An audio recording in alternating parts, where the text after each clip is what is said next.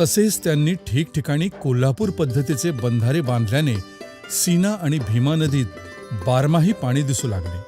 तालुक्यात अनेक ठिकाणी पाझर तलाव, शेततळी, नाला बंडिंग, नाला बंधारे, रोजगार हमी योजनेतून कालवा खोदाई असे सिंचनास उपयुक्त असणारे विविध प्रकल्प राबवून पाणी अडवा पाणी जिरवा हा शेतकऱ्यांचा महामंत्र प्रत्यक्षात अंमलात आणला. ठिबक सिंचन योजनेचा वापर व्हावा यासाठी ते आग्रही राहिले. शेकडो एकर जमिनीवर सामाजिक वनीकरण योजना राबवून नारळ, आंबा, चिकू आदी झाडांच्या 1,00,000 रोपांचे वाटप करण्यात आले. शेतकऱ्यांना फळबागा लावण्यासाठी प्रोत्साहित केले गेले.